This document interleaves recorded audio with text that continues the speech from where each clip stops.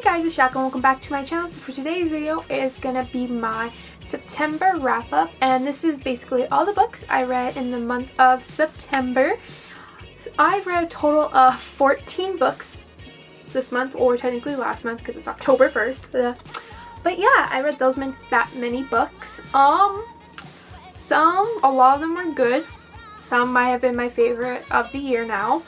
So let's get started. One of these is a series, so it's going to be, majority was a series, and the others were new releases that I binge read in 2 sittings. So yeah, let's get started on this video. Okay, book 1 is Final Girls by Riley Sager. I'm sorry, you guys know if you watch the channel, I suck at doing names of authors. Gonna put that right out there. Anyway, this is an adult thriller.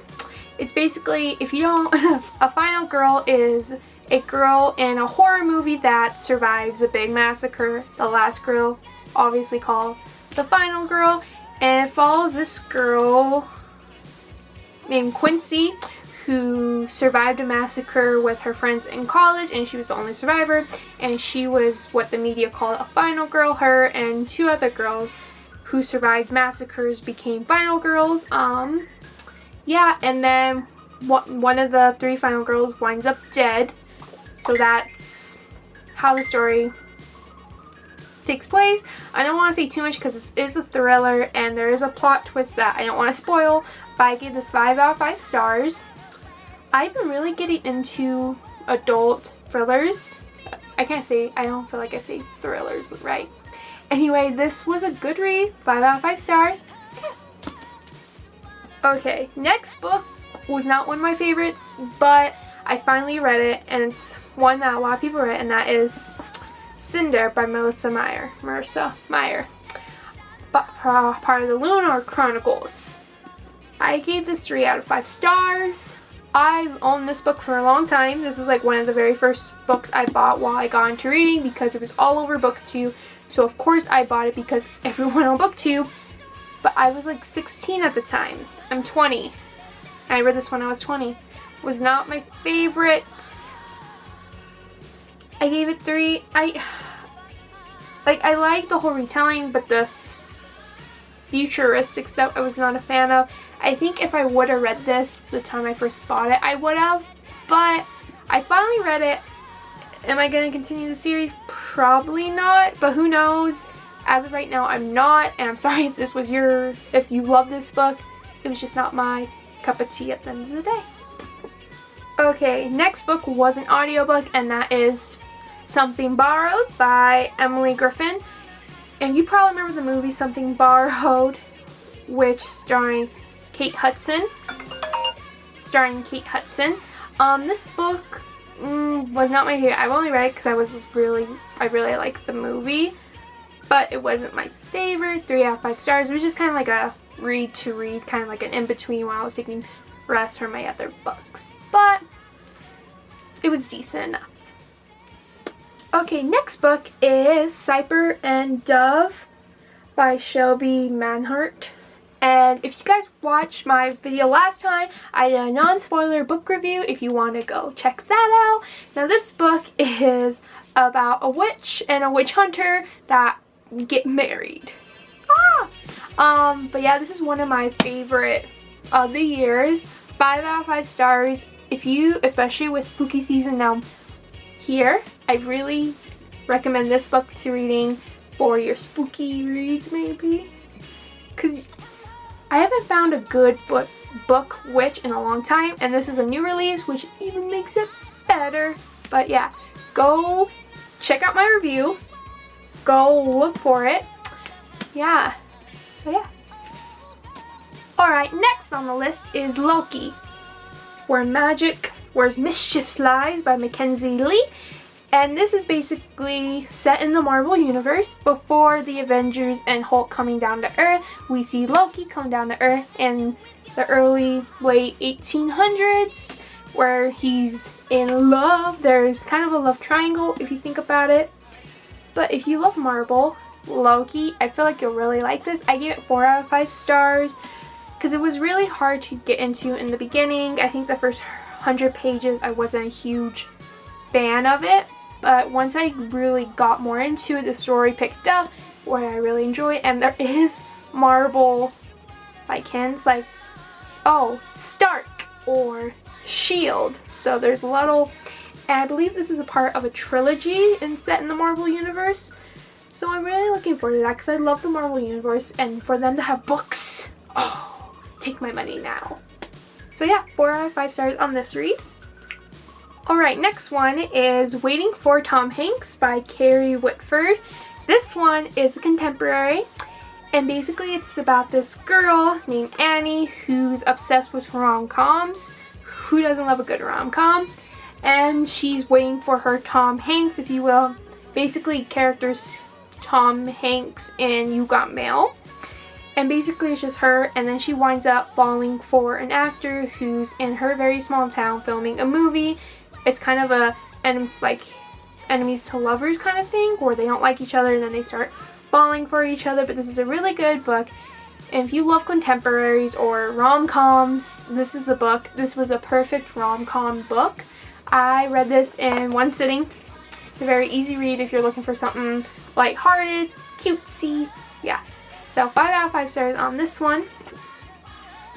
Alright, next book is Capturing the Devil by Carrie Mascarasco. I'm sorry, I butchered that name. I've heard it, I practiced, did not succeed.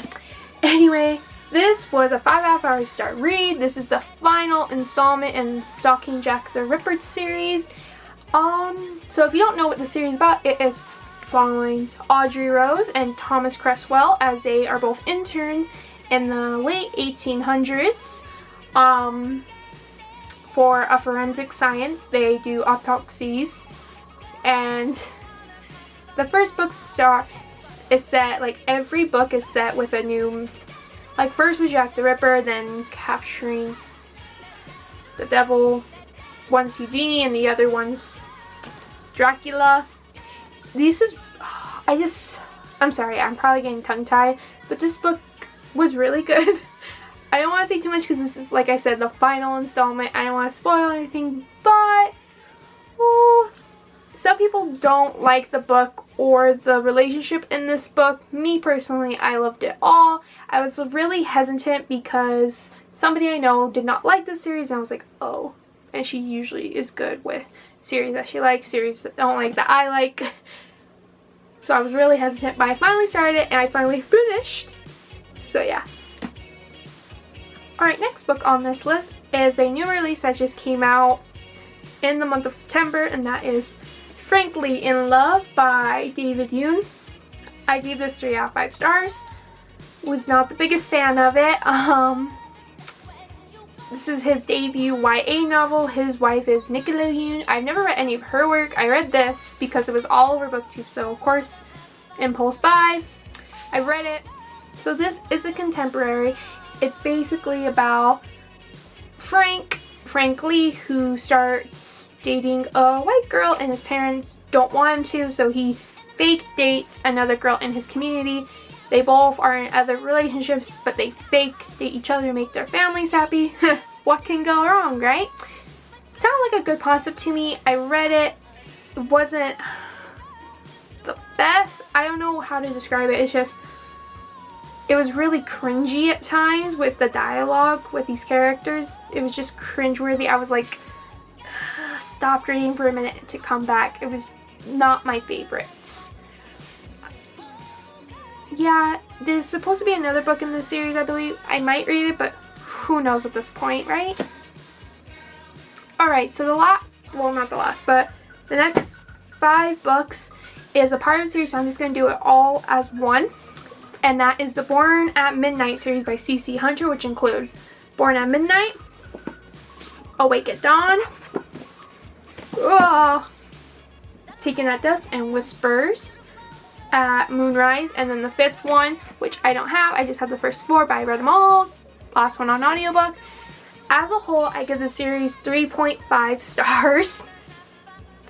Yeah, out of 5, just because I've had these books since I started BookTube, like way, I think before BookTube.